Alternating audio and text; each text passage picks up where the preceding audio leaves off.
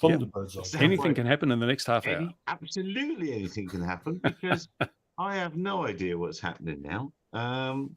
I've just made a schoolboy error with anyway, there we are.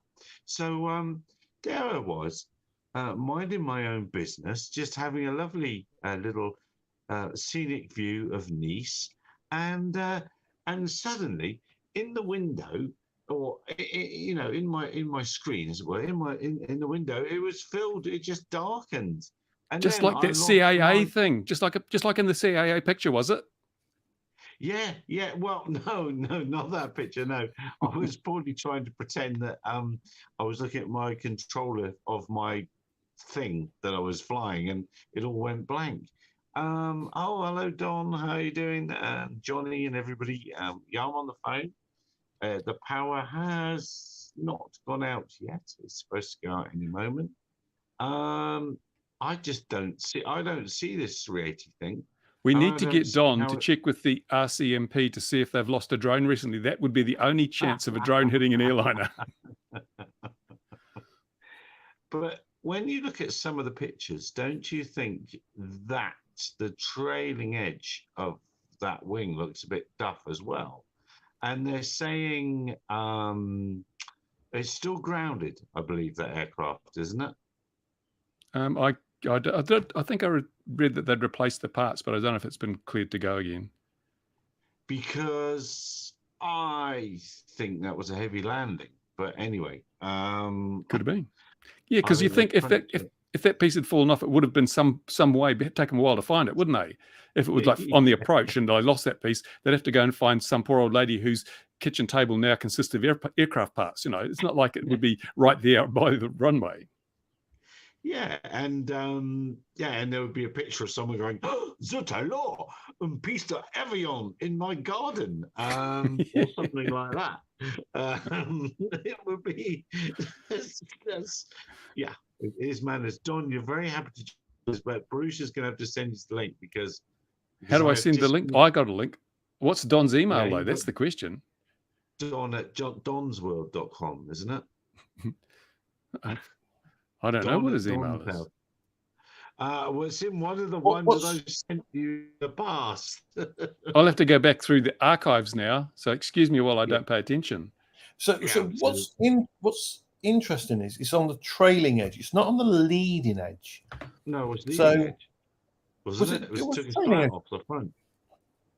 Was it the flap off the front? It looked like a slap, but it may have been the front of one of the hinged surfaces because they have quite a camber. And I think I've read two reports. One said it was a leading edge damage, and another one, it certainly looks like it's damaged the trailing edge. So maybe, but on the front of the plane, you don't actually see any damage on that one shot. I've got pictures here somewhere, but I'll put those up later. People have probably seen the pictures. So we don't really know what part it was because it's all speculation. There's no hard evidence. So it must have been a drone. If in doubt, it's a drone. Many of the reports have said alleged or question mark or something or whatever. It's amazing. It takes no proof. Alleged, but you can't prove it wasn't a drone yet. What did I say? Alleged meteorite. I mean, it's more likely actually alleged iPad. It's more likely it was an iPad than anything else. Oh, are you referring to that terrible Chinook incident where the iPad jammed that? Yeah, that was terrible. Yeah, terrible. Very, very, very, very sad. Very sad indeed. All aviation incidents are very sad, which is why we should be moving away from manned aviation as quickly as possible to low-risk operations with uncrewed aircraft. Well, yeah, a couple of sort of probing posts that I put there out on LinkedIn, and one of them was, and you're not on LinkedIn, are you, Bruce? So who would know? But I said it was time to move away from the term unmanned, or to just get away from the term unmanned, uncrewed, whatever the latest fad is, whatever the latest words are that we're calling it, and just say it's aviation confirmation bias. Hello, think flight. You just call them flying baby killers. That's what they are. It's non-gender specific. No human on board aircraft. But human contains the word man. There's still a gender imperative there. There's still gender association. You No, can't say but person because that's got son, which is also male. The language is so complex. But Do you know, people all need of to get that- over themselves. I know. but All those women in the yeah, but FAA did. That's nonsense. All of that is nonsense, plainly nonsense. And I don't understand a lot of it. I don't understand the woke thing. I don't understand any of it. I am too old to understand any of that stuff. But the bottom line is anybody that flies an RPS commercially is into safety. Anybody that flies their model aircraft and wants to bring it back without bringing it back in the black bin bag of shame wants to fly safely. And no, it's not. It's a given. We want Safety is one of my top 5 priorities. Top 4.5. So Bruce's top 4.5 picks. So, and it is part of aviation, and we were their first model aircraft and all that sort of thing. So it's time to start changing this thinking, start working together instead of us versus them. And as soon as I said that on LinkedIn, someone flies into a 380. So it's probably my fault. Well, no, because I got stuck into a debate with, I dare say it, with the police, one of the police guys, because they posted it. It's like, there's no proof. What are you promoting this news story for? And the point was, why is he? What if our police and our counter drone services are already publishing the story without the true facts behind it? It's like they've already said this is what happened, and that story now will be forevermore implanted in people's imagination, and that's the problem we've got. This is the problem we're facing. It's like Gatwick, right? No drone, bad mismanagement. You know, the first day it was wet and raining, the two things a drone doesn't like in the first place. It was windy as well. Yeah. Windy and rain.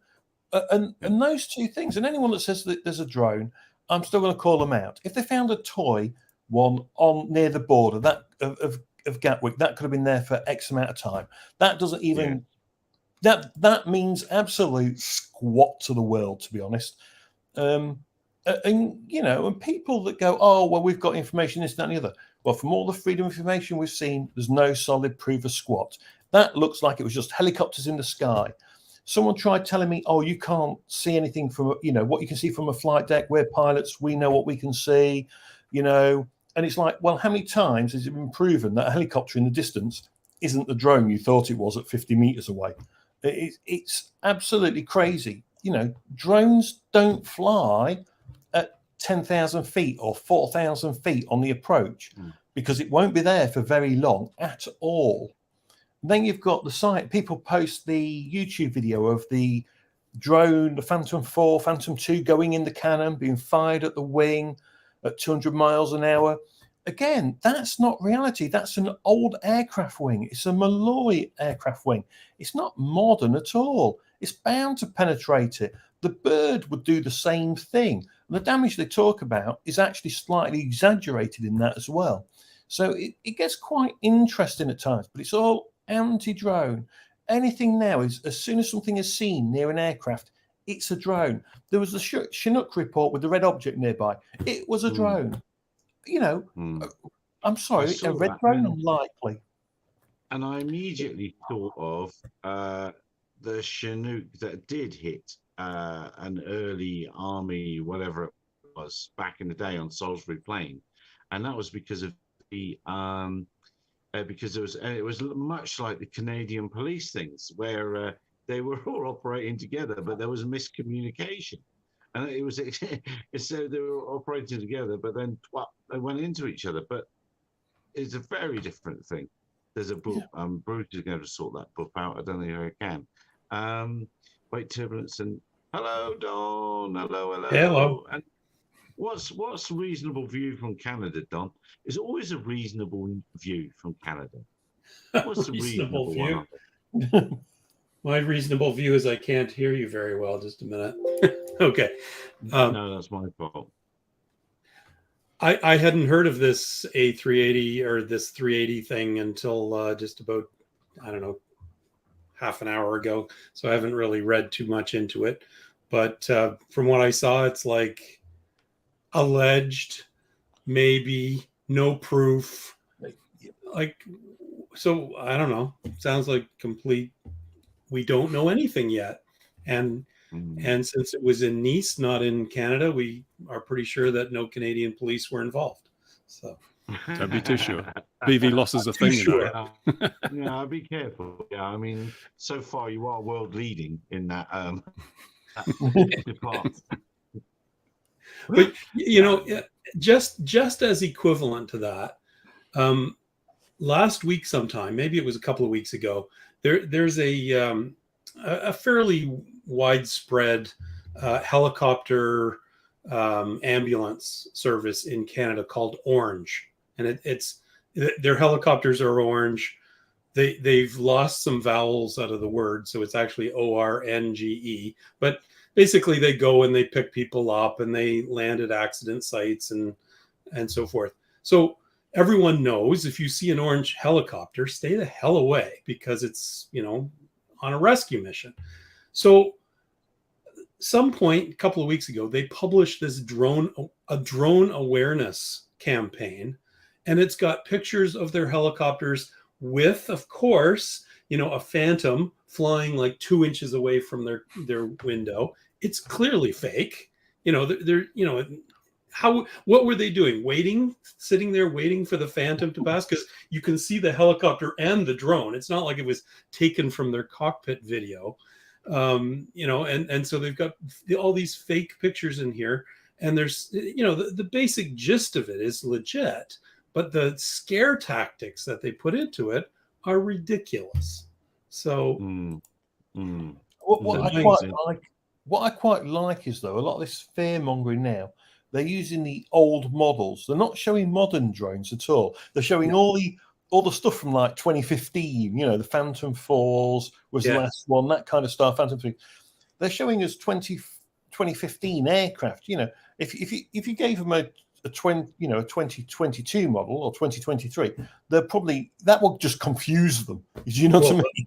The public doesn't know what those things are. They know what a Phantom is, but they don't know what, you know, a Mavic 2, let alone a Mavic 3. Heaven forbid. What is that thing? Must be a plastic bag. Well, yes. Yeah. But then there must come a point where the over-egging it for the general public loses the people you really want to get to, because people that you know, that do fly are just, it's a load of rubbish again, and it might have I'm very badly trying to fumble around to say it might have the opposite effect to what they want by over-egging it and adding the scare stuff. They're not doing the education piece. They're doing the fear piece a little bit, but also doing the ignore piece. Yeah, no, that's exactly it. And by the way, I as soon as I saw this thing, they had one of those contact buttons underneath. Immediately, I put a thing in, full explanation. I'd like to, very positive. I'd like to understand more. Bracket, where are your facts and figures? I didn't say that. And how can I help? I'm the president of the Drone Pilot Association of Canada. How can I help raise awareness? Crickets. You didn't, they don't want that. They just want their scare tactics to go out there. So. And the thing is, with these kind of things, it's another reason to have the good safety system of RID. And that's what it'd be pushed for. This is a kind of thing, nonsense, that will be pushed. Oh, RID's a great idea, because that aircraft would still have not got a Scooby-Doo if there really was a drone there or not, because they don't use the RID system to detect them. Yep. It's just, yeah. Well, but it's just a license plate. What do you mean? Yeah. Well, I mean, that's what they're telling us. It's going to save us, because just like registration held people accountable, remote ID is going to do the same thing. Yeah, it is absolutely bizarre. So you want to charge me £10 for me to say, yes, I'm going to be liable for my drone flight. And that's basically, as far as I can tell, The £10 you pay is for you to accept liability. That's what I can tell, that in the UK, that's our operator fee. That's what I'm doing. I'm giving you £10 for me to say, you know what, I'll be liable for my drone flights. That's basically what that 10 quid does. You've paid to say you're going to be safe. Yes, that's it. You're basically paying to have your name on, up in the post on the office. offenders list. Yeah. Yeah. If someone in America can tell me, I understand you have to pay to update information on the registration database if you're a Part 107 flyer in America. They've got some sort of temporary free period where you can add things because of remote ID. But if you want to change your address, or you want to add a new drone, or change a serial number or something, you've got to pay money to do that. That's not an incentive to keep things up to date, is it? No, that's nonsense. But that's interesting, because the new Canadian regulations, which are right now in the review cycle, they're bumping the registration fee from $5 per drone to $10 a drone, so double. I mean, it's still minuscule. So, Don, sorry, just to pause there a little bit. So, explain to me. You say $10 per drone. So, if I'm you don't have the same commercial operator situation over there, do you? So am I paying $10 per unit that I want to fly? Per individual aircraft. So if I have, a Mini 3 and a Mavic 5 and all this kind of shit, you're paying $5 per. And now we're paying $10 when the regulations go through. And they've added a couple of other fees for certain types of things. And their justification is, well, the government, isn't here to serve drone pilots. This is a very specialized thing. And we have this user pay principle that if you are benefiting from a service that the government provides, you should pay something commensurate with the cost. And so my argument was, well, I'm not getting any benefit from this registration other than not breaking the law. So go stuff your doubling of the registration. There's no user pay principle applicable here. Maybe for the other things, because the other things are, please give me permission to, fly at an advertised event or something like that. That's almost reasonable. But don't play that. Have you noticed how bald people are all rebels? All rebels. Yes, that's why I just toe the line. I toe the line the whole way. I am Mr. Law Abiding. You got to shave your head. Yeah. So Don, does this apply to model aircraft? So if I was in Canada and I had 20 model aircraft, I would have to pay per aircraft. Yes. And it's worse. And yes, absolutely true. It's per aircraft, not per operator, even though obviously you're not flying them all at once or anything like that. But, it's more or less the license plate principle of, there's an aircraft, there's a registration. But here's the funny thing. I was on a call just earlier today. Don't tell my boss, because I was supposed to be working, but I was on a Transport Canada call where they were showcasing a few things. And one of these guys on there was he's the pilot for one of these drone light show things. Really interesting, fascinating discussion.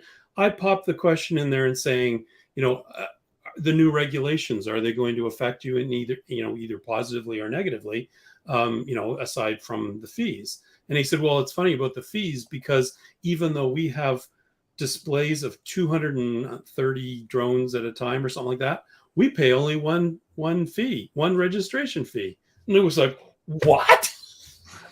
Yeah, no, because following the logic that you've said, he has to have 230, one for each aircraft. Yes.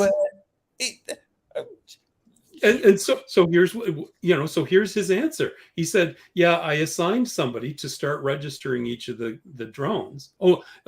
Just as an aside, you do this in a web-based portal, which is reasonable. But in the new regulations, it casually mentions that it takes, and they calculated this, 30 seconds to register a drone, which I disputed, saying it takes you more than 30 seconds to find the goddamn serial number, let alone, type it in and all the rest. So BS on that. So he said he had assigned somebody on his team to start registering their things. And after about 5 of them, and several hours later, the guy came back and said, please find a solution to this. And they went to Transport Canada and argued successfully that, well, these aren't individual aircraft. This is one system. And because in Canada, we call it an RPAS, remotely piloted aircraft system, it's only one. And that's true to an effect. That's That the is first time actually, I've ever heard that. And that is such a And that- yes. Oh, and that- yes. Oh, and yes. that's very well argued, and that is true because flying swarms, they are one system. Although the aircraft are individual, the whole connectivity is one system. They are all connected to the one ground control station. It's all part of the unmanned aircraft system. Yeah. But then he went on to say, of course, oh yeah, occasionally one goes wonky and flies off. It's like, oh really? That's interesting. And yet it's all one system, is it? Yeah, and No, it's that's just what's a interesting yeah, about swarms. But my left knee's really hurting all the time now. So that part of my system is falling down. So you can have parts of your system that are going to fall down. But the interesting thing to me about that is this definition of aircraft, which they choose, regulators around the world choose to use if they want to smack you with a stick. You've got an aircraft. But if you have a problem with another aircraft, they'll choose to ignore all the rules and stuff that come at, like interfering with the operator because he's in charge of an aircraft. They don't seem to care about that much. And there's other things they don't go for. So they'll choose to use the word aircraft when it suits them. Otherwise, that's the stick part. Otherwise, they don't give a fig. So that's that argument will challenge the aircraft term as well. That's very interesting. So here's a question. Here's a question then, Don. If we're talking about multiple aircraft and one ground control system, would that mean if I'm flying with a Futaba radio and my unmanned aircraft are all bound to that one controller, is that not just all one system then? It's all one system. I only pay once because I'm flying that controller with them, and they're all part of the unmanned control system, and the transmitter is the main controller. There you go. I think you're absolutely right. And I would extend that to say, well, every time I fly my drone, I'm using the same phone. And the phone is part of the system. That's the integration unit. And so all of my drones are, okay, aside from the fact that I don't use my phone, but, they're all part of the same system. It's one system. So yeah, they're in trouble on this. This is bullshit, basically. And if you build your own model aircraft, just put the same serial number on every one. Yes. They're all part of the same one. So yeah. I mean, in the UK, we're kind of lucky then compared to Canada because we pay one fee, and it doesn't matter if we have 100 aircraft or right. one. It makes your operator fee or whatever you call it. Our fee to say that we are going to follow the rules, that they can come and get us. I have a problem with paying £10.33. I have to do it, but I begrudge doing it. But the difference is you have to pay. Is it every year or every second year? Yes, every year. So in Canada, it's once and done. Oh, that's not so bad then. Well, yeah. Can you transfer from a crashed drone to a new one, or do you have to re-register the new one? No, you have to re-register. Yeah. Oh, you don't want to be learning. It cost me a fortune still then. Well, it depends. If you retain one small chunk, maybe the chunk with the bit with the serial number on it. Yes. But do they deregister the old one? Yeah, you're supposed to deregister the old one. In fact, and they definitely move it off the list. Yes, and in fact, if you're supposed to update that within, is it 1 week or 2 weeks? And if not, you're breaking the law. What are the obligations in regards to your maintenance and flight logs that you must keep? Oh, yes, you must keep those too. And so when you deregister, you can throw those away? Do you have to keep them for 7 years, or what's the... You have to keep them for 2 years, I think, something like that. Yeah. So, well, that's interesting. Is that even for hobby aircraft? Yeah. You see, in the UK, you don't keep a log for your model planes. You don't keep a Yes. log for your Yeah. model flight. Yet, yeah. The word, and actually the word is yet. However, for the open category, but in the specific, we do keep our logs, and the CAA says you've got to keep all your paperwork for 3 years. Yeah. So now a lot of people, although we have PDRA01, for example, a lot of people I know are flying with the A2CFC, but they keep the PDRA01 alive because companies like to see that. However, wherever they can, they're using the A2CFC because they just can't be doing with the CA's paperwork. Well, And you that don't itself have is to. it's a very simple system to understand, that you keep two things alive to do something else. I mean, what could be Yeah. simpler and promote safety more than having people dodging around? I mean, no, I think that's the way forward. I think we need multiple systems, and we just try and bodge around to find the one that works for us on the day that we need it to. Well, That's it. Well, it is That's crazy. ridiculous. Depending what you're doing in the UK now, if you're doing a mapping survey, for example, in in the open countryside, you would do that in the A3 open category. All you need is commercial insurance. And you don't have to tell anyone, you don't have to log your flight details, you don't have to do your risk assessments like you would for using PDRA01 in a specific category. So you can fly in the open countryside, just do what you want, kind of thing, within the rules of visual line of sight. You can then go, well, I want to fly in an urban area. Then you've got your choices where it becomes either a mini, you might choose to use, you might be using a slightly bigger aircraft, but then you can use your A2CFC or PDRA01, and it just keeps going how complex the rules are now. It should be nice and simple, but it's just so confusing. That's it exactly. Yeah. So in the regulatory improvements that we're going through right now in Canada, I'm preparing a position paper for the Drone Pilot Association, and one of my key arguments is maybe these are improvements, but the biggest problem is that you've added complexity on top of complexity with no attempt whatsoever to simplify. And I bring forth one specific one that if we had a rule that I call situational awareness, that basically says, you know where you are, your aircraft's okay, your weather's okay, you can get rid of 12 different rules with one. And it takes away stupidness like, in Canada, we're not allowed to fly if you have a single snowflake attached to your drone, which was transferred from the crewed aircraft rules to drones. It's just idiotic. And we're in Canada, for frick's sake. Does it ever snow there? Or is it just forest fires? The snowflakes don't stand a chance in the forest fires, but yeah, it's either fires or snow. It's all flame and ice. Yeah. So basically I said, look, here's a rule that's simple and everyone can understand. You only have 5 points. We've got 5 fingers, well, except for Bruce. And, we can actually follow this. So why don't we do it?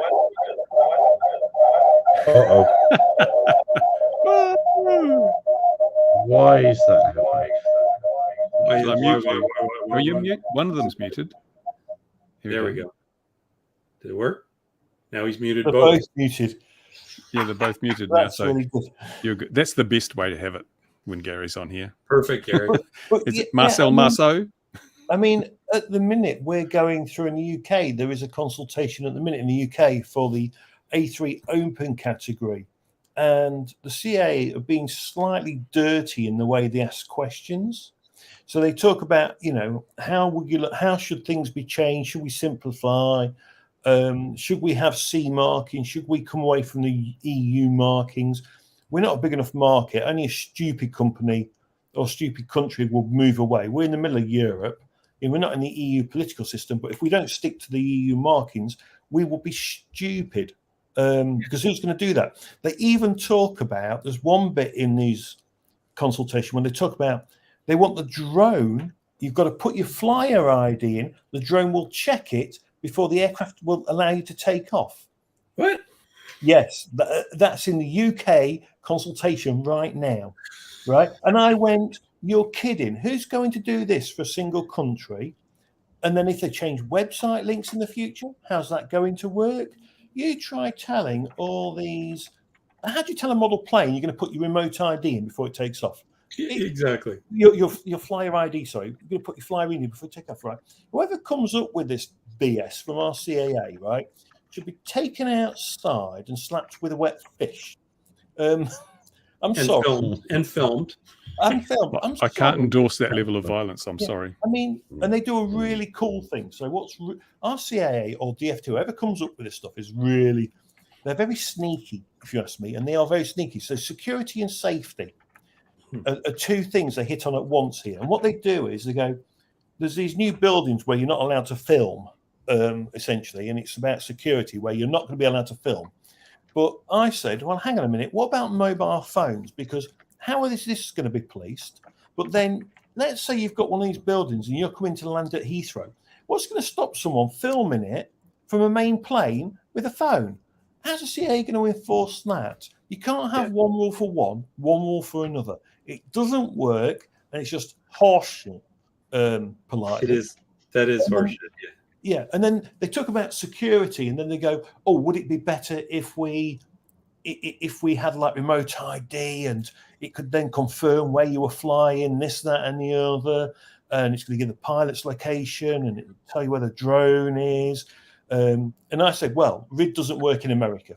I said, "Look at how the Americans did it. It can be spoofed. We now know." They talk about so they talk about network ID. Network remote ID, where you can have a device on your drone. Who's going to pay for that?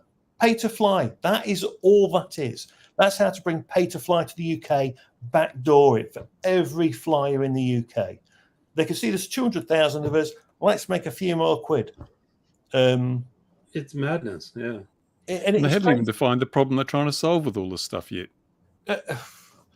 Well, if you believed what someone said on LinkedIn today about planes and drones, you would think that every day a plane were meeting each other in the sky, because there's one comment this head of the police thing said, and national police in the UK, they turn around and says, "Oh yeah, it's a regular problem, drone and planes."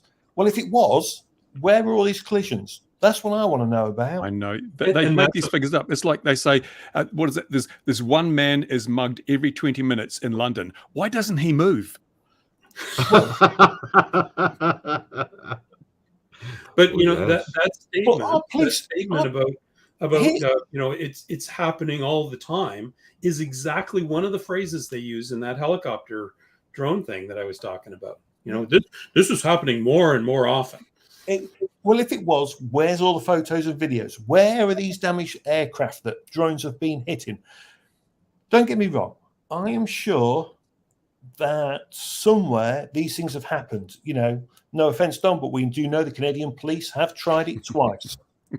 Definitely. Right. And they tried it with 6 kilo aircraft. You know, they were flying M210s. These are 6.5 kilo drones they were flying. They tried twice to bring down aircraft. And they still failed. I mean, don't get me wrong, the aircraft were damaged, but they still got down safely. But it's just very frustrating when you see people going, "Oh, it's like a daily problem." No, I'm sure it's a daily problem that people haven't been following the rules quite right, or you know, somebody's done something a little bit naughty. Maybe they shouldn't have done, have not checked the rules. People just bought a drone, be it second hand or whatever. But I don't think it's as bad as they make out. And what's really, really annoying is when they start banging on about this stuff where no one's been killed by a multi-rotor in the UK yet, unless something's happened in the past 10, 15 minutes or something that we've missed. Why is there such a big thing for the police on this when if you go to a corner shop and you go in and you just walk out with a bottle of wine or something and take it and not even pay, they don't care. They just don't care in this country. You could steal £100 worth of food. They wouldn't care. The police will not show up to a supermarket if it's under £100 in value, they just don't care. Or drive same in the USA. any of the other things. Yeah. E-scooters, people use them all the time, and they're illegal basically on our roads. People die sadly and killed. Hey, no, did you not read the news, Mark? DJI are releasing an e-scooter, so you'll have to. Yeah. Really? There's been pictures leaked and everything. Yes, it's maybe only for China, but they're developing an e-scooter, and I'm thinking that's brilliant because in the UK it won't work because it'll be geofenced. All the roads will be out of bounds, and if you can't scoot off to the airport, and you have to activate it, it's like, but it'll have a 100-mile range. Well, it's funny you say about the geofencing because I heard, and this was secondhand, that there's an e-scooter rental place in downtown Ottawa, capital of Canada, and they are geofenced. Like you can't go outside certain very narrow corridor. Yeah. I don't know if that's actually true, but it is. No, it is true. Yeah, that is true. Yeah. It is crazy, some of these things. I mean, if DJI bring out an e-scooter, that's going to be absolutely crazy. That but that leads nicely onto their new delivery platform, which will wipe out so many of the drone delivery startups. But also says diversification. I mean, why are they? So does that really? So if they're coming out with an e-scooter, where I'm trying to work around to, does it mean that the small stuff's dead? They're not selling enough of the little stuff, which iterates only a tiny bit at a time. Only changes a tiny bit, the paint and fit and finish. Is that it for consumer drones? I don't know, but they're not going to sell that delivery drone to the USA, that's for sure. No, there's no plans as far as I'm aware. And what is it? It's about the same as an Inspire 3. It's about 18 grand or something, I think it is, the price of it. So you got to work out the economics of running that thing, and you're going to have all those spare batteries and things. It's not going to be business to customer. It will only be business to business or edge cases like Zipline and things like that. Yeah. And you've got all the regulations to fight against. Yeah. I get the regulations. Come on. Nobody follows those. It doesn't matter. Well, you think of all the countries that would lap this up. So countries that will lap this up would be Lapland. Yeah, but you think like Saudi will love this. A lot of the Arab countries will love this. It only operates up to 45 degrees temperatures. You can't fly it over 45-degree temperatures. Asia will love this kind of thing. It doesn't matter if it doesn't go to America or Europe. It's going to be big. And people have often got this wrong about DJI. They are very, very good at making aircraft that just work. Their software is good. That'll be a beta. But if you imagine if we could here fly it, you integrated it with Altitude Angel's corridor, so you could have the DJI. That would be brilliant. And you could do point to point. This thing could reach a lot of the local islands in the UK. You'd be able to fly across, land, drop your stuff off, come back. It could be a game changer. However, if you bought one in the UK, you wanted to fly it for delivery, or even just to take it off the ground, because it weighs, what does it weigh? It weighs a silly weight, doesn't it? It weighs 98 kilos, isn't it? It's 90. Yeah, it's just under 100. Sure. It's which 98, means you need an OSC just to hover it. Just to fly it, you would need an OSC. So at that point there, you already know that the CAA, the way they work, you're putting your OSC to fly. It'll probably take you 9 months. So it'd be a big paperweight for a long time in the UK if you got one here. But do you know what I'm going to say to that is, it seems the rest of the world forgets that other markets exist. By that I mean USA, the UK Europe, does. Canada. They seem to forget that there's an awful lot of the rest of the world, and we're not playing by the same rules as you lot. I just realised DJI have got the piece of the delivery market sewn up. They've got electric scooters and a delivery drone. And that's the future. That's where I can see their big plan coming together now. And they can deliver the scooter and the pizza from the drone. Yeah. I'll tell you who will do well. So you'd be foolish if you was a ship that went to do like disaster relief.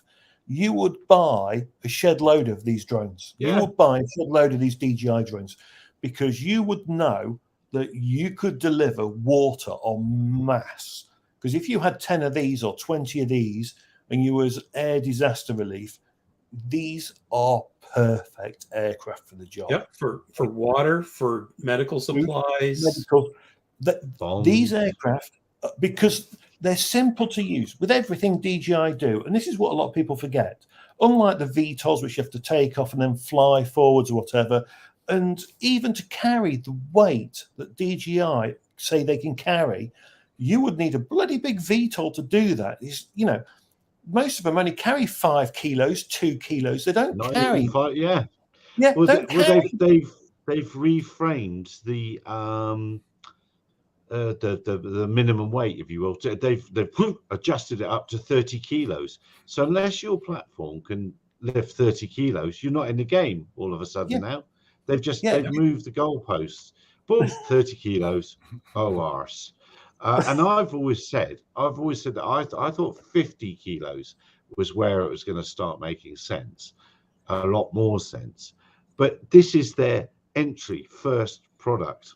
Yeah. So that 30 kilos, that if this sells well, the next one will be 60 or 100 kilos. It'll be a chunk of, but it is so big. I don't know if you've seen the images of it. I mean, it's not big. Small. And it comes with the pop-out body bag in case the motors stop. Yeah. It has, and just carries them with it. Yeah. But here's the thing about DJI. You know, 30 kilos is 30 liters of water. Now, when you're doing medical relief runs and you're in disaster zones, 30 liters counts for a lot.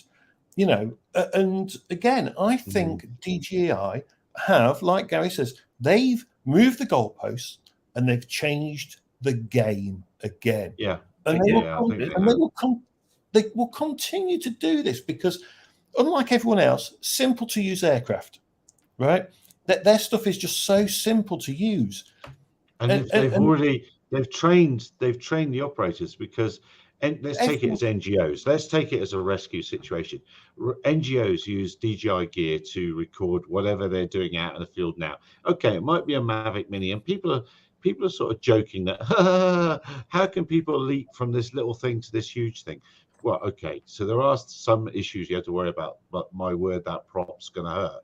But if you know how to switch on the controller, you intrinsically know a lot of stuff, and that is amazing.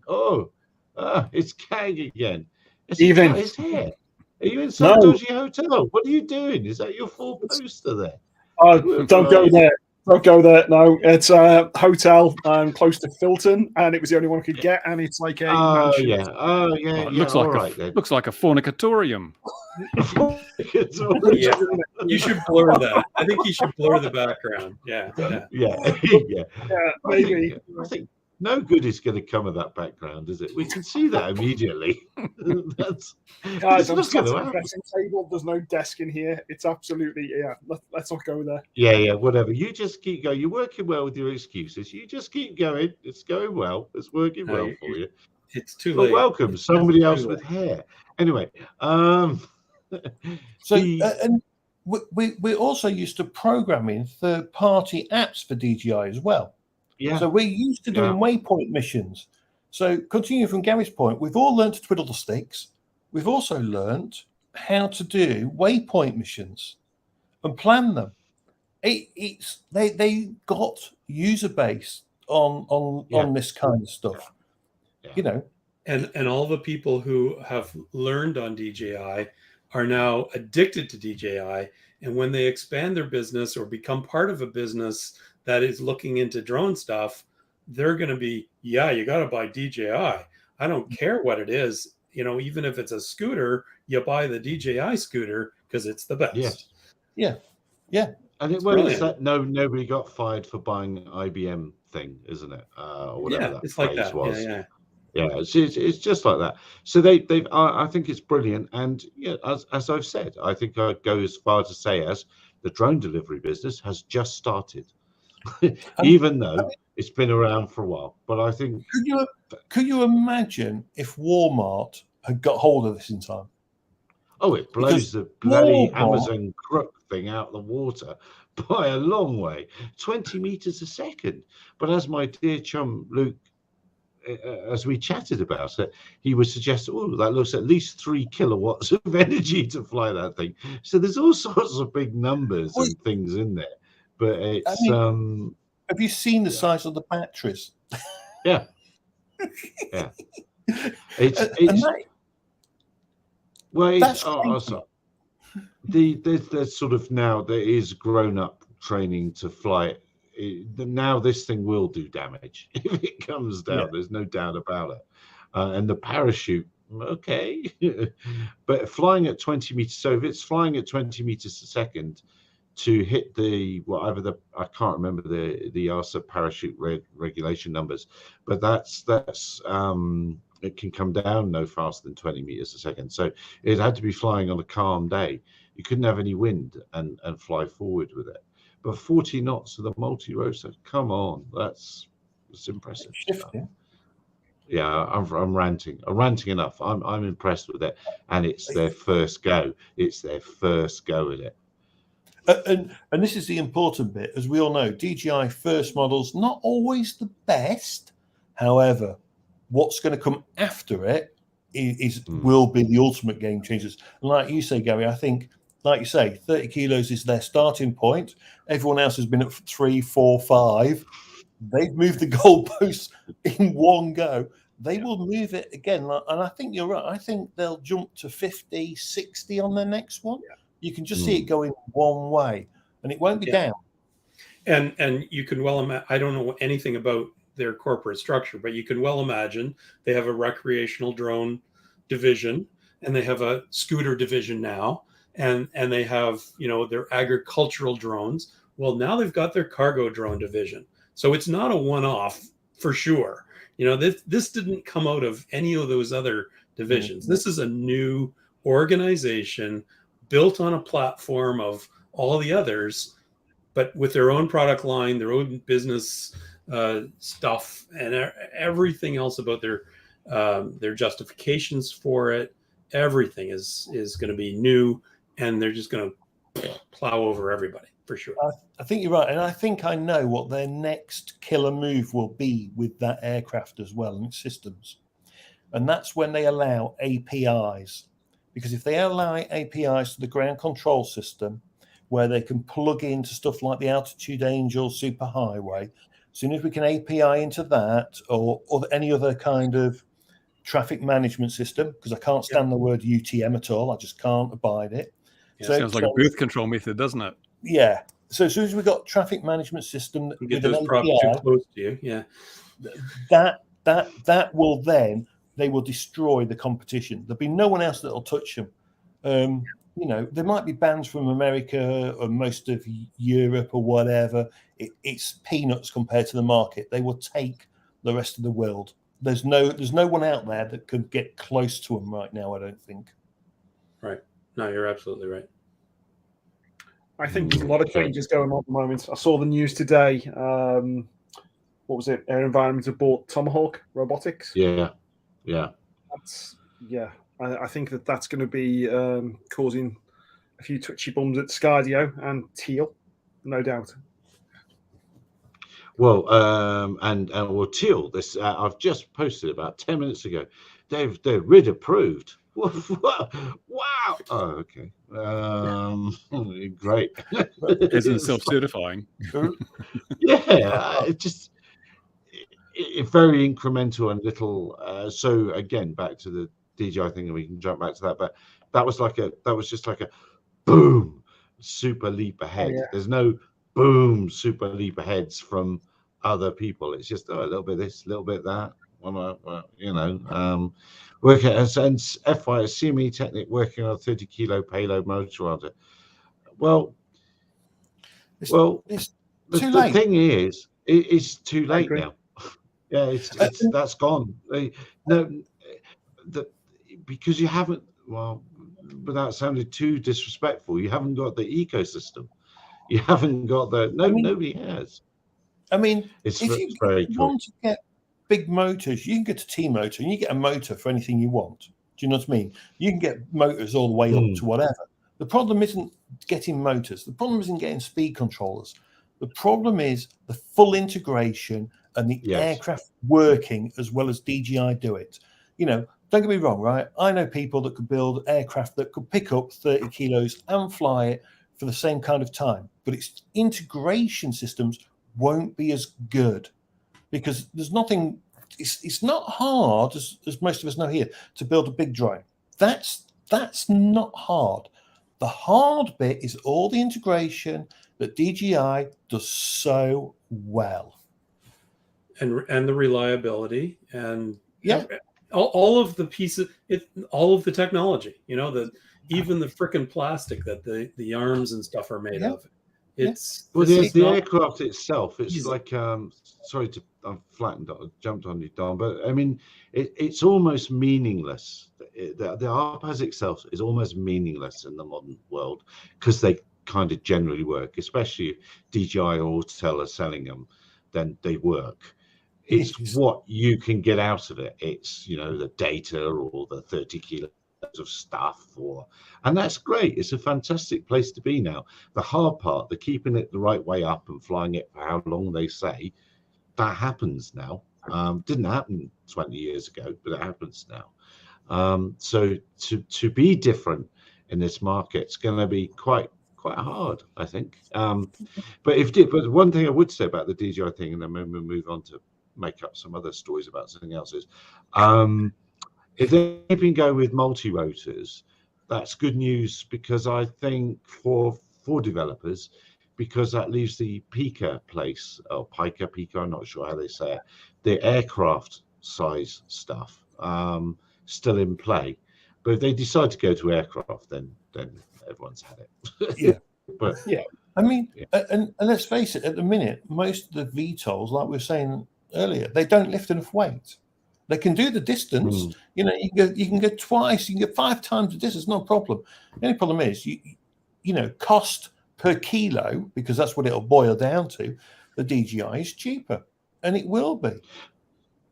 I used a picture of again my friend Luke's machine for the UK police's sub 25 kilo or up to 25 kilo things that they want, that request for information about people doing that sort of thing. And then Luke reminded me that oh, you know, that thing's 27 kilos, don't you? Yeah. And that only just fits the bill. So even going up to 25 kilos in the UK, they're missing, I think already they're missing the target that they need. Well, I mean, I don't know why the police are sticking to 25 kilos, because they're going to need an OSC to go BVLOS anyway. So the police would need the operational safety case to go BVLOS. You may as well just build your aircraft to match what you want to do. So if the aircraft weighs 40, 50 kilos, it's indifferent because it becomes part of that operating safety case. So having a 4-meter aircraft VTOL flying around that's got better sensors, just do it, kind of thing. You know, it could be 100 kilos. It doesn't really matter. People freak out because I've just said there's going to be 100 kilo aircraft flying around, but it's not much more than the DJI. It's 5 kilos more than the DJI. So why not have the VTOL that's cruising around the skies being efficient at that weight? It'll have a petrol engine in it for efficiency. Just do it. But when you get there, you just put it on a runway. You get rid of the VTOL; it flies from a runway, and it could do. Yeah, this same show this afternoon, when I was supposed to be working, they had this light show guy on, and they had a guy on who's part of a company, like 6 people or something like that, that has basically automated an ultralight with plans to automate a Cessna. Yes. Yeah. No, they're not students. This is a full-on, you know, people who are involved. Oh, yeah, I've followed. I know exactly who you mean. Yeah. Yeah, but you know, they have a business case, and they are working towards simply doing a fancy autopilot that will fly a Cessna, and their target is remote locations in Canada, of which there are hundreds of thousands, where, you know, buying a watermelon. This was their example. Buying a watermelon in one of these locations costs $75 because it's so expensive to get it there. And so, if they can drop the price of watermelons, I don't know why they use that example at all, but that's their business case, is dropping the price of food in these remote locations because it's so outrageous. And they can do it, and they are doing it, and they have done it for an ultralight and are flying around. They've got a pilot sitting there so that they don't have to deal with any of the regulations. You mean, well, and the world's full of, I don't know. Let's look. Well, let's look for a Cessna 150. There was a 210. It was a Cessna 210 they were talking about. Was it a 210? Well, I like it. I prefer a 206. I like a 206. Let's have a 206. Isn't there a cargo version, Gary, that's already kind of automated? Yeah, there are. There's loads. So let's go to Air Trader. Oh, it's a no. We don't want South African prices. Here we are. But the bottom line is, DJI will next come out with the control module that you stick in the pilot seat, and it has little arms and flies the control. Well, that's Alias. It's already there. It's called Alias. I forget the company that made it. That flies a Cessna Caravan, a 737, and what's that big helicopter? The Black Hawk. That's been put in all of them, and it learns. It sits. They put it in the co-pilot seat, and it sits and it learns what the bloke did, and then it can fly. That already exists. And it has a pet dog from Boston Dynamics, right? Yeah, the Boston Dynamics dog that then mauls the manned pilot once the thing's achieved its level of learning. Yes, that's right. Have I seen that in a film? I think it was Airplane. I saw that. Well, quite, yeah. Well, yeah. I think it was Fireball XL5. Yeah, Fireball XL5. You didn't have that over there, did you, Don? Yeah, that was Did you have great. that over there? Yeah, absolutely. Wow. Yeah. Wow. I have It was in all the Commonwealth the countries. Stingray box set up there. Anything can happen in See, the next half hour. That's what they call soft power, leading the world through Fireball XL5. But then that's repurposing all those caravans that are out there and getting rid of the man, or flying it into a combat zone where it might not come back. Or landing in remote locations or remote in Canada. places. Yeah, and here just behind me, Lesotho. There's the world's most dangerous airfields are just behind me because they are on top of big cliffs. Just dealing with the risk of your craft being hit by a drone. Yeah. Well, you just fly the bigger one, so you really make an impact when it. Yeah, who's got the bigger? Right. Solve the problem by being the bigger threat. Exactly, and they'll get out your way then. Drone versus drone coming to a sky near you. Exactly. Yeah. No, it's obviously going down nonsense land here, aren't we? But and Carl's staying quiet, which is I'm not sure why. I think it's we don't know what's happening in his bordello room there. No, that's true. Yeah, true. Yeah, he could be quiet. Yeah, that's true. Blair got the dungeon on mute. It's great. No, it's a really interesting conversation. I was looking at Cessna Caravans for exactly this purpose, and I found in 1977 one for pounds, just under £80,000. Other thing I was looking at was the old Schiebel Falk, or the motor Falk that the architect used to use, because there's a ton of those. Hang on a minute. don't when we use an egg timer, an egg timer or something to time that coming. That'll be here next week. Next week, Thursday. Yeah. So looking at them for exactly that purpose, again, just shoving a good autopilot on it, see what happens, because it's reinventing the wheel for the big aircraft. I mean, they're already there. You've got them, and they're in plentiful supply. So it's like you were saying about the Piker. I mean, it's a wonderful aircraft, but a very expensive way of going about it. And talking about the DJI thing, I had a different conversation a few days ago when I'd seen what they'd launched, and after everything that's launched, again, their dock, so on and so forth. Can you imagine what this has just done to the VC environment in the US, all the money they've invested into drone delivery, just killed it. Yeah. All day. I'm compiling some figures on it, but I'm just under $1 billion at the moment that's been thrown into that. And when you consider what the Chinese are doing in many other areas, that's one hell of a hit. What do you mean by that? Hang Is on. it? What, Because I all don't they have to understand. do in the Well, U.S., they just the US apply all economy. their lobbying money Yeah. to ensure that DJI isn't welcome in the country. Blue list delivery drones. That's all it is. And all that does is put America behind the curve. You know, so delivery drones Further well behind the around- curve. Well, be further behind the curve. You know, Well said. Well said. Did you? Sorry, Bruce. Well, did you see that Australian politician that said Australia's got a long way to go to catch up in the UAE's market? Oh, if only they had a flight controller and some software, they'd be leading. Yeah, if only they had some doctor, amazing scientist. I don't know what Tridge. He wouldn't call himself anything, but he's amazing. A little short guy, a trigger gnome. well, you've got the cube. If you didn't know about the cube and where it came from alone, right?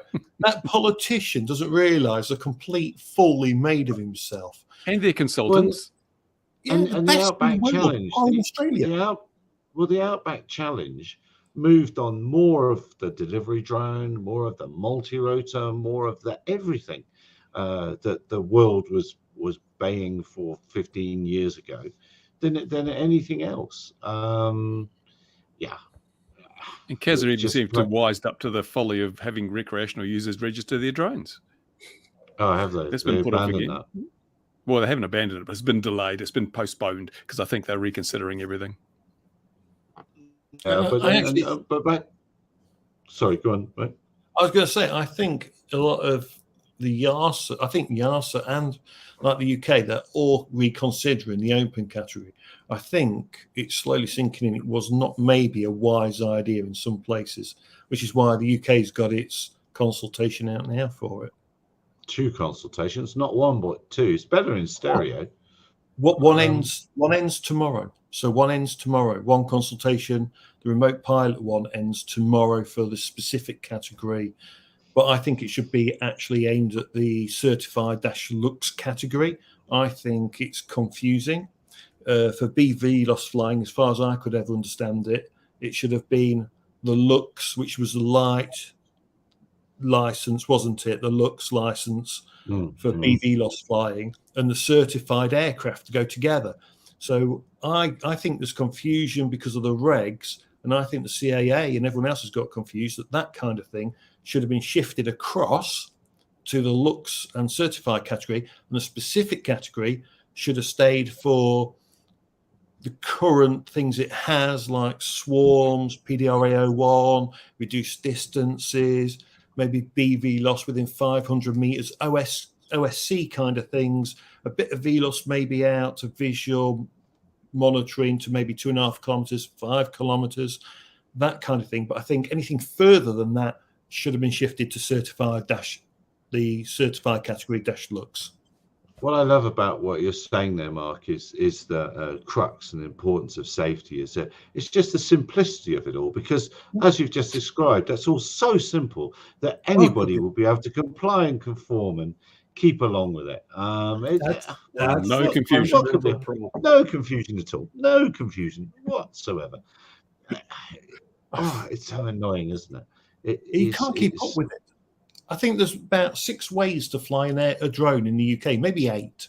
8 different ways you fly a drone. What the hell?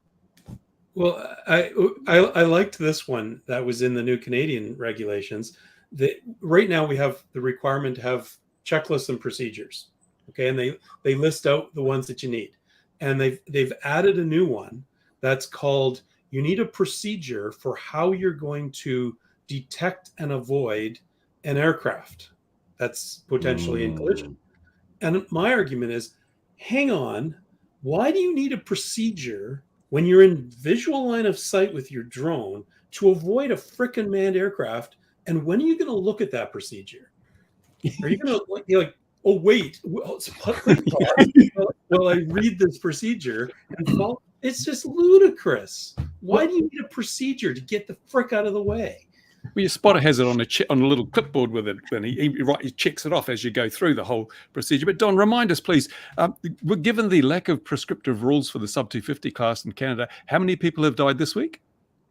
We have a total this week. Let me look that up, Bruce. Oh, it's 0. Well, I mean, this is what a lot of people don't get. We in the UK, we have the emergency procedures, but we only have it for PDRA1 in a specific category, and your OSC holders. And you have all these emergency procedures, and unlike in an airliner where things you might get a little bit more time, shall we say, the engine fails. You can get the book out because you've got a co-pilot, so he gets the big book, flips through it. Although the aircraft will now tell you, the Airbus will now tell you what page to look in the manual on the screen because it's detected the fault itself. It will actually tell you what page to look Unless at. you get that message, your license has expired. Doesn't it come up with a page? I mean, come on. Yes. Well, it'll go engine failure or engine low oil pressure. Please see page X in manual. The aircraft will tell you now. But here's the thing: unlike most things, if you get an engine failure or it won't be a motor failure, it'll be an ESC failure, or it'll be a firmware problem, or the flight controller. You have no time. Everyone here that's flown a drone would know, if you've ever flown a model aircraft, you do not have time to go, what emergency procedure? You don't have time for that. Because time you've got that out, you're already done. Yes, exactly. And so that's, I mean, one of the other Canadian regulations from the get-go is that you are supposed to have on your body or within reach the instruction manual for your drone. That's a law. You just have it on your phone, I suppose. But my best strategy is you scream like a girl and run away.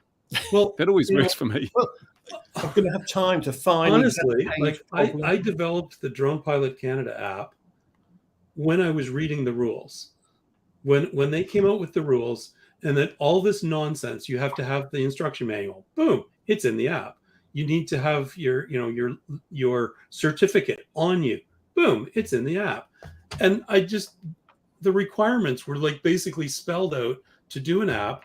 And I am embarrassed to say I've made a shit ton of money by selling this app, which just basically crosses this bullshit off the list. The beers are on Don. Fair game. Yeah, absolutely. It's stupid. And yet I argue every day to get rid of all the stupid reasons that you need to have an app. It's nonsense. But I'm surprised they allow an app to be an acceptable means of compliance, because what happens if your battery goes flat? Well, then you consult your giant map, your VCR, VC, whatever the fuck it is, map, and you find your coordinates, and you then know exactly where you are and what airspace you're in. Madness. Yeah, it is an interesting amount. It's square peg into round hole, isn't it? It's trying to fit it into a regulated world when it suits them. When it suits them. Every once in a while, I keep in the back pocket the fact that the Canadian crude aircraft regulations, which don't ever say crude, they just say every aircraft must, by default, make a left-hand turn. If you're turning, it's always a left-hand turn. So next time, the drone folks come along, I'm going to say, well, I have to turn left because otherwise I'm breaking the regulations. There's a surprising number of model aircraft flyers who can only turn left for some reason. You can turn right if it's an exception, if that airport has a different approach traffic management system that, it's a right-hand circuit, I guess the terminology is. But depends on the wind. Yeah. Yeah. Gosh. What do you think to the DJI drone in a box then? It's not for sale to the rest of the world. I'll be able to buy one. You won't. They all come in a box. They'll come in a box. Yes, it's true. Yeah. I mean, September the 1st will tell, won't it? September the 1st will tell. And what I'll say is, I've seen there's quite a few Chinese retailers sending me amazing once-in-a-lifetime offers for their gear at the moment. Wonder why? Wonder why? This is their last time in the ever in their lifetime that they'll sell a drone. Yeah. I think it's an interesting thing. I think their drone in the box will work because DJI stuff just works. I think it's going to be interesting. I had a chance to. I was busy with doing stuff, but I should have paid more attention. Apparently, we had a visitor and they had one of these systems. But here's the thing: again, if you're in the UK and you're thinking of buying a DJI drone in a box, just remember, if you want to use it what it's intended for remote monitoring on a site, buy it. It'll be a paperweight for about 8 months, if not longer. But what I will say to it in a more serious note is this is the beginning of how it will be. It will be that you are not asking Joe Bloggs to come to your factory to do the weekly flight that he's been doing. It'll be happening, and the thing will sit there. It'll look at the weather.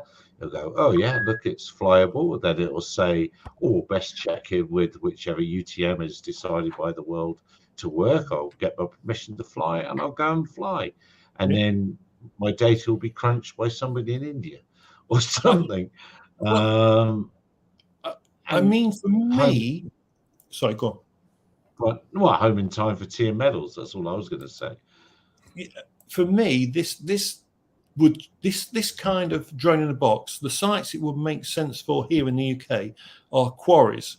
Quarries could absolutely make a big benefit from a drone in a box. So you can fly the site every day, or whenever its weather's good.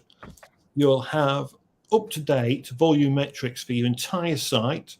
You'll know what's in your stockpiles. You know what your cut has been done for so many days. It will revolutionize quite a few industries. But the only problem we've got is, and the biggest problem is, the regulator. And that's what holds back all of the technology that we could use, from the DJI delivery through to drone in a box and everything else that we could unlock with drones. The problem is the regulator is 10 years behind us. So you want chaos? Is that what you're saying? Yeah. You want chaos? Yeah, no. What we want is sensible rules and an easy way to the path to use the technology we can have access to today. There's got to be an easier way forward through the technology and make use of it. And unfortunately, at the minute, that doesn't exist. Well, there's nothing wrong with the Wild West. I mean, it did America a lot of good. It's true that. It's true that. Very true. So Dave, you're going to fire at people off trains and things like that. Have you got to go through that? The 3 wheels on my wagon, all these other things you've got to go through first. Because I've seen a drone in a box, close-up recovery drone, and yeah, they are big. Oh crap! I swear it's going to go. I'm supposed to be 15 minutes away in 10 minutes. So. Oh, good. well drive quickly then. Better get in that DeLorean. Talk to you later. All right, man. Take care, Don. Cheerio, Canada. So you've been very quiet, Kate. Why have you been so quiet? I've been stuck in a car for 5 hours on the M5. They decided to close the M5 on a journey down from Bristol. So yeah, just sat there twiddling my thumbs, chewed my nails. Yeah. Ate my lunch for tomorrow, all of that, usual stuff.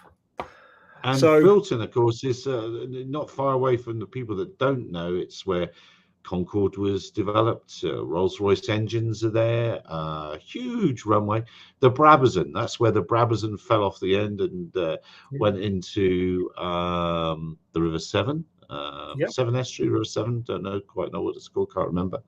And I used to go flying as an air cadet in Chipmunks a long time ago. That's where I used to fly, was Filton. So there we are. They're still one of the best planes to fly, the old Chippies. Do you know, it was quite funny. I was talking to a friend of mine the other day, and I was saying that back in the day, you'd see people at University Air Squadrons trying to get into a Bulldog with all the bone dome on and all the gear like that, and it just never looked right. But a Chippy, it looked right, didn't it? No Jump, stalling John, below jump. 3,500, is it? Yeah. What's that? Didn't they have Sorry? a no stall below? Couldn't you? You weren't allowed to stall them below 3,500 feet or something. Wasn't that the Yeah. case with the chipmunks? Yeah, I can't remember. that's it. Yeah, it was. Yeah, because they would just drop like a brick. But again, it's Apart from that. Yeah, apart from that, yeah, you see tons of them here in the UK. Just again, people have put them back in the old RAF cadet colours, and they fly them around, and they're always a pleasure to see. You can hear them before you see them, of course, but that's another thing.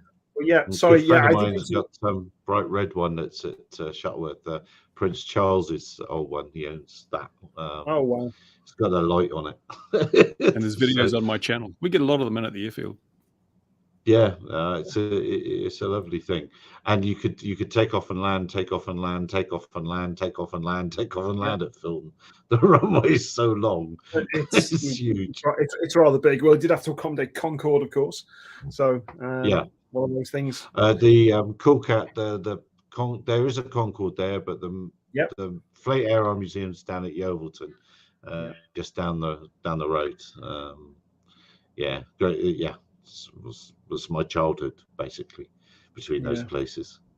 So what are you doing there? You're going to go and pick up bits of an urban air mobility vehicle off a runway somewhere? I can't say, but anyway, yeah,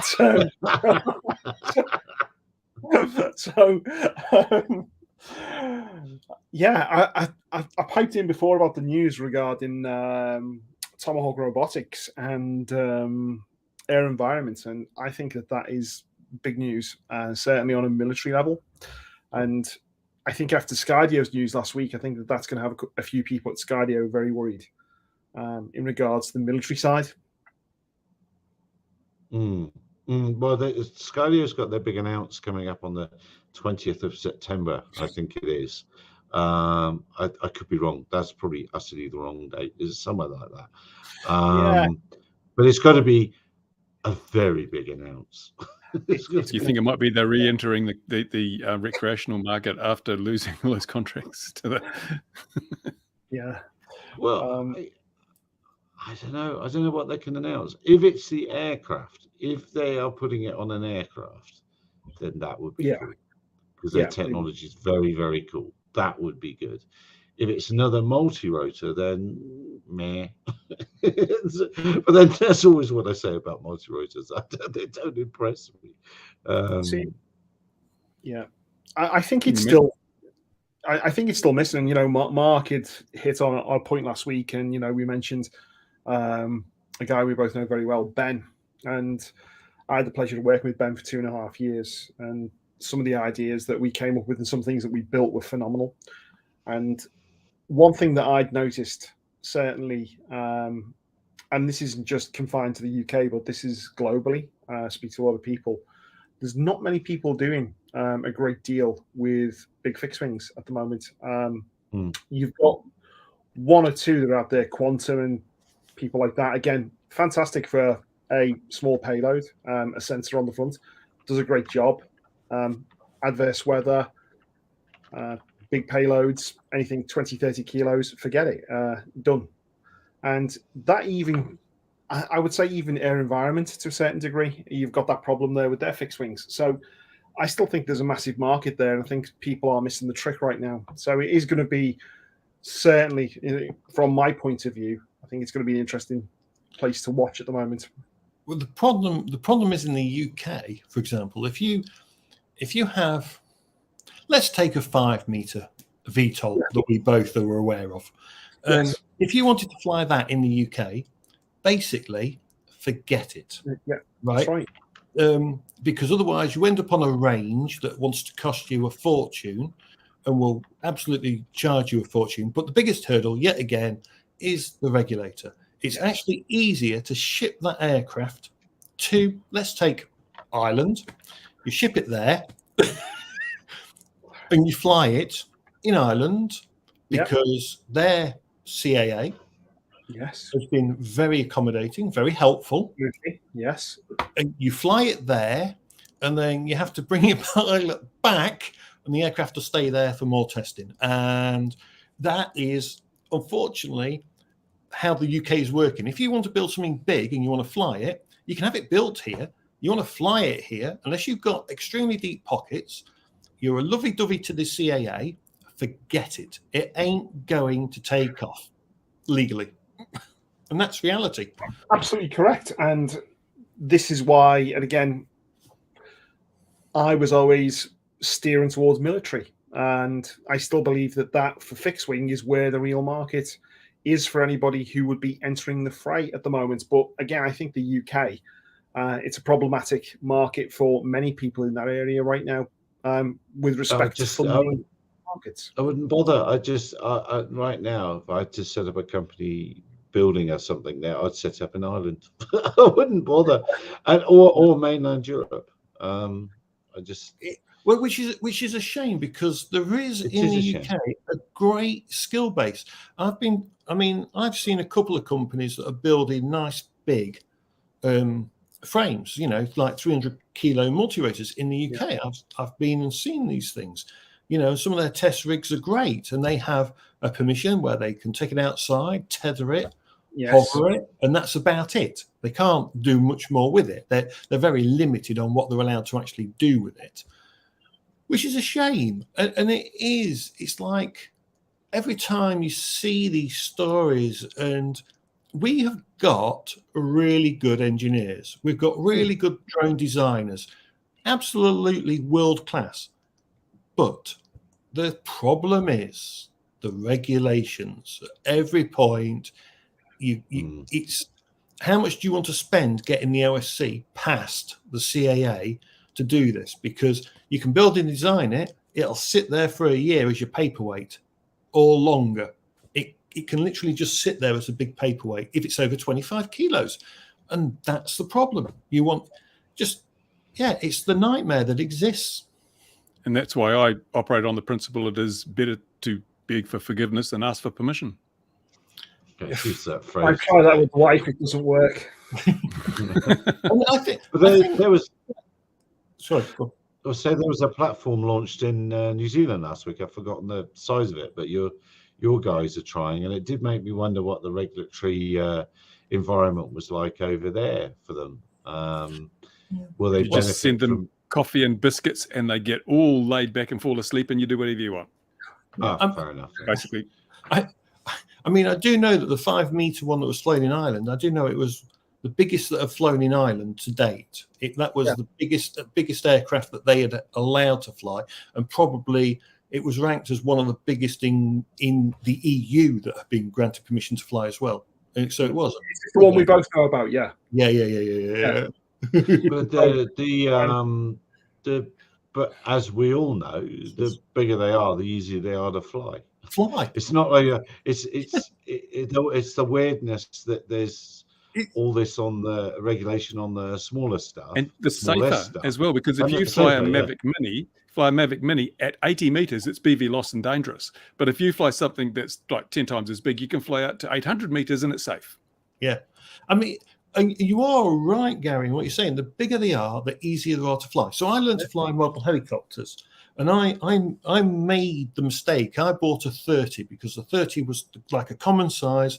The Raptor 30 was a nice helicopter. I should have bought the 50 because people were right. Although you wouldn't think 20 centimeters on the blades would make a big difference, but it did. Right. And then I went to a Century Predator helicopter, which had a 26C petrol in it. You're talking meter-long blades near us, damn it. So it's a 2 meter span. It's so much easier to fly.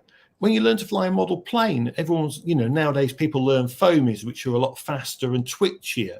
But, remember the days where you had your Thunder Tiger trainers, they were good size, they're nice and stable. But you get it was a Thunder Tiger did a 60 size trainer. That was even nicer to fly and learn on. The bigger they are, the easier to fly does apply, and they're so nice when they're smooth and they're just, But I think Bruce will probably know the reason why that is, but it's just a law of model aircraft. Because bigger things move slower and relative to their size. Everything happens more slowly as you get bigger, and as you get older as well. So I Yeah, knew I you'd mean, come up with a good answer to that. I knew you would. Yeah. So it seems strange that and we've not jumped onto the idea yet of reopening all small airfields and giving them a hand, because we're going to have the occasional fixed wing delivery drone delivery into a business. It's on the trading park in an old hangar. I really don't understand why we're not They- pushing for that yet. I am absolutely shocked that no one in the UK has gone out, because there is a map of all the small airfields in the UK, and gone out to all of them, visited them all, and got them to sign up in some format to this, because they have planning permission already. So all these cargo VTOLs and all these air taxis, so it's like all these air taxis that are suddenly going to appear. If you signed up all these farmers' fields, all their hangars, all their small fields, they have planning permission, and it's one of those things where it saves a lot of hassle. They have infrastructure as such. They'll have a hangar. They'll have three-phase power on farms, because farms do use three-phase power. Funny enough, not like a normal house. So they Especially can cannabis charge farms. batteries. They can charge batteries. They can have solar panels. They can have charge systems. If you wanted to have like an air taxi service around the UK for urban air mobility, just think car rental, urban air mobility vehicles being able to land. They'll have a bit more space than a heliport because it'll still fit one of their aircraft in easy. It's just, yeah. What will this mean to the recreational flyers? Because won't all these little heliports and airports become an exclusion zone for model flying? You'll have the area of no fly and. Not in my world. They'll be welcome. When I'm running Compton Abbas, it's just been bought by a famous film producer, sadly. When I run it, no, everyone will be welcome, and it'll be great. It'll be a little utopia that we can have, and we'll have STEM and everything there. We'll have children making model aircraft on the airfield. Shock horror. Well, what's interesting, Bruce, is in the UK only a certified airfield. Now, I think there's several definitions here, and I can't remember from my training. There's certified, and there's like licensed, and something else. There's like 4 criteria for an airfield to get a flight restriction zone. A small farmer's field doesn't. It just gets a little yellow warning that aircraft fly from here. It doesn't it doesn't ban anyone else flying. Just keep your aircraft in visual line of sight, kind of thing. I mean, if they were to do something like that and make them all FRZs, I would turn around and go, well, hang on a minute. Let's make all the 600 plus model flying sites. Let's make them all visible to everyone as well, so everyone can see where they are. So these urban air mobilities keep out of their airspace as well. And here in New Zealand, we have listed airfields. Like you have the little agricultural strips and things in private fields, but if it's listed, if it's in the AIP, then it has that exclusion around it. And I would think, I don't know whether you'd have to list those in a separate catalogue or whether you'd include them in the AIP. I don't know. That would be the determining factor around here. Yes, it had to be in the AIP. I think CAG might know better than me, but I think it would have to be in the AIP to in the UK to be set in stone. Yes. Well, I know for FRZ it has to be licensed, certified, and something else. There's like a few of them for the FRZ to appear. And speaking to a word similar to FRZ, FRIA. Do we know where we're at with FRIAs in the States at the moment? And last I heard, there were probably 500 had been allocated, with 4 weeks to go, and also the remote ID devices are just not on shelves. So it's looking. I heard someone say the other day that it looks like that the FAA are going to have a soft rollout of enforcement, basically, which means they've missed the deadline again. So the rule will come into effect, but they won't be enforcing it until there's a reasonable expectation that there's enough FRIAs and that there are enough remote ID devices in operation. But that means if you get caught doing something stupid, they'll probably throw the book at you anyway. Yeah. They'll bang you with that stick, won't they? Yeah. That's interesting. 500 FRIA sites. That's interesting because that's peanuts, isn't it? Really, compared to the size of the States to us. No, it's a quarter of the way there to the 4,000. Well, no, is that a right? fifth of the way. That's AMA. There's also the educational areas. I mean, the 115,000 educational institutions that I think the FPV Freedom Coalition did a thing, and they said they need about 75,000 freers based on population and disbursement and things. Then the FAA said absolutely not. The maximum of 4,000 is all we'd ever need. So they are about an eighth of the way to their maximum number with 4 weeks to go. So it'll easy peasy. So is that the first 4,000 that are registered, or the 4,000 they think they should have? I think they're only going to have 4,000. Only 4,000. And I love the way people are saying that. They changed the NPRM in the final rule. They don't age out, and they'll continue issuing them. And I just remember, look at how many times the words "at this time" are in that final rule. And they will phase them out. They will say, all drones come with remote ID now. You don't need these freers.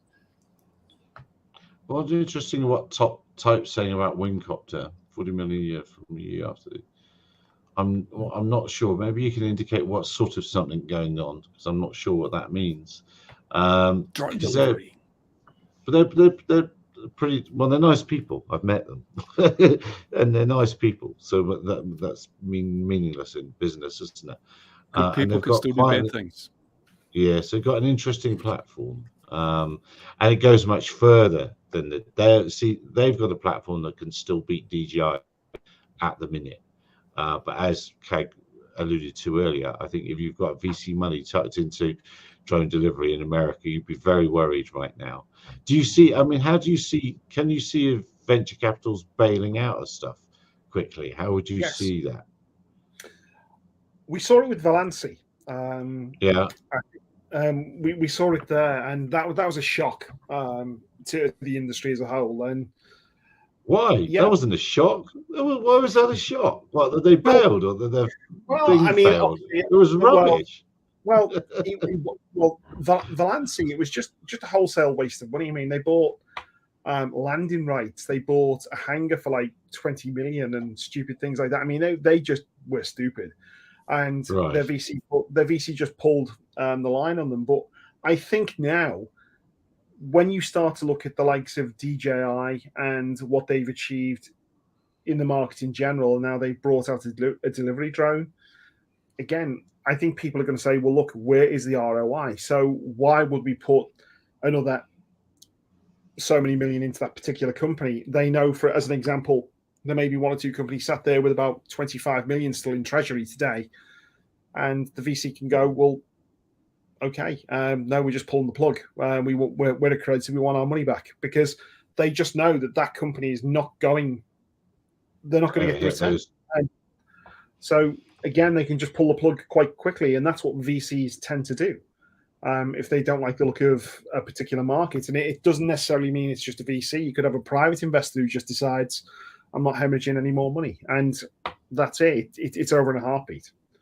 So, even the ventures that have got crypto in the name and AI, and they have lots of 3D renderings, even those will suffer. Yeah, I don't know. It drives me mad. I've been writing a lot lately, as you guys have probably realized, on LinkedIn, and one of the pieces I'm going to be doing next is about the amount of money that has been poured into the industry, and what's the outcome of it, where's it going, and are we going to see another lull with respect to investment? And Mark hit on a great point before about the amount of people in the UK are absolutely brilliant at what they do, and the reason that the UK is so resourceful, and there's people like Ben, who we both know, and a few others in the industry who are equally brilliant, is because the UK, as a set of innovators and engineers, it's very difficult to raise money. So you've got to make do with what you've got, and you have to run everything on a shoestring, and you get amazing things done with what you have. And what was amazing was when Valancy had hit the wall, we'd actually achieved something similar to what Valancy had done. And I think we'd spent just under 400K achieving what took them 70 million to do. And it was phenomenal. And by the way, that is a for real set of numbers. I've got it down to the penny on what it costs to actually make that platform, from people staying in hotels to buying sandwiches at lunchtime. I've actually got it to the penny of what it cost. And it blew my mind. And when the news of Valancy came through, and I was picking through all of the numbers, and obviously I contacted the people who took it into Chapter 11 to see what assets could be bought and what was there, and I was astonished just how much they burned through. So again, back to the original question with drone delivery, I think there's a lot of money out there at the moment sat in bank accounts, and I think VCs will be thinking about what their next move is going to be. And I don't necessarily think it's, let's just put the hatchet on this now. I think what they're looking at is they're looking at 3-4 years down the road. Are they going to be able to compete? So is this going to be good money? Are we going to be putting good money after bad and still not be able to compete? So they're going to start calling time on a few of these things, and that is not going to surprise me.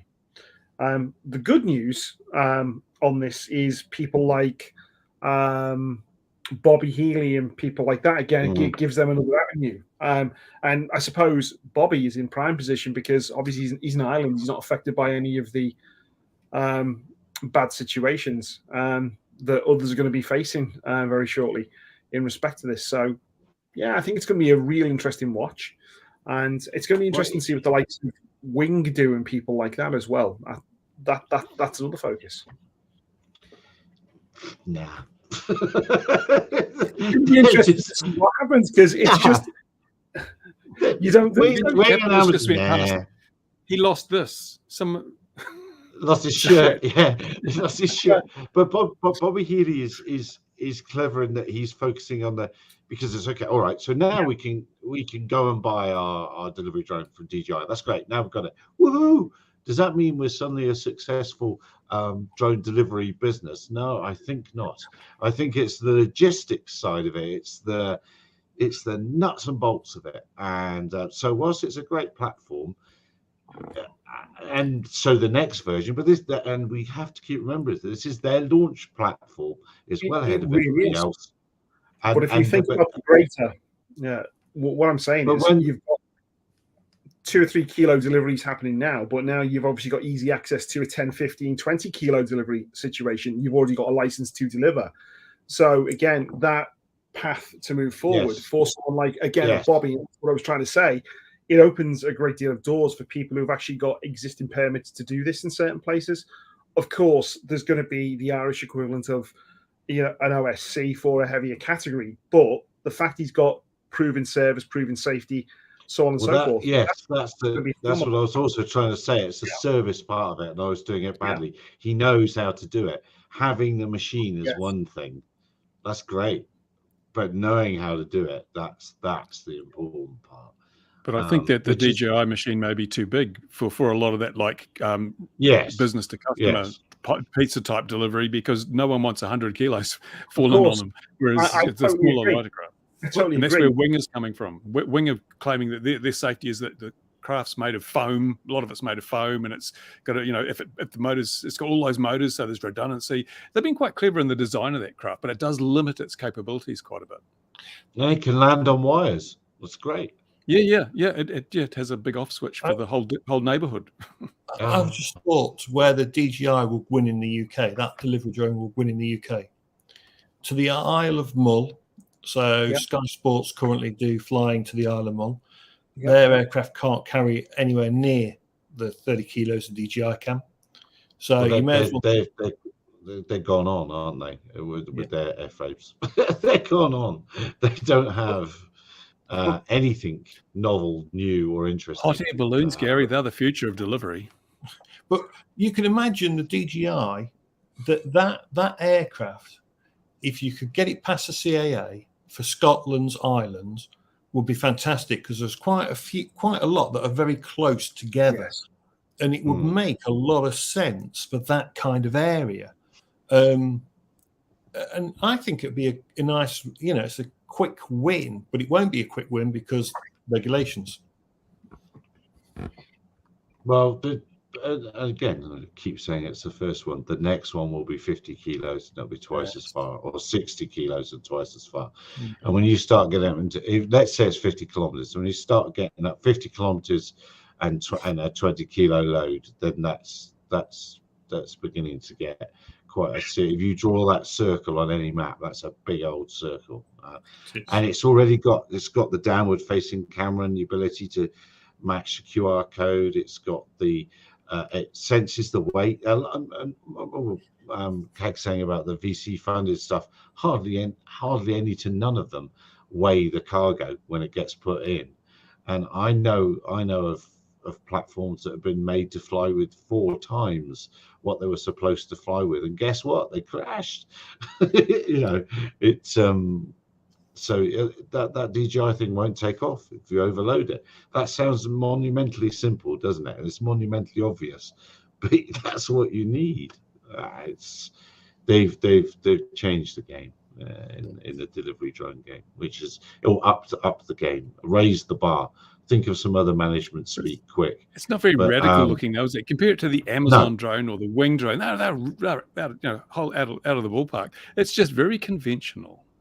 Did you see Amazon? Oh my word! Did you see Amazon were advertising for jobs again in the UK? Oh, okay. Oh, I didn't see that in the UK. No. Yeah. But you know, sorry. Well, you know why? I just go back to that for a moment. You know why Amazon and Wings drones look so different?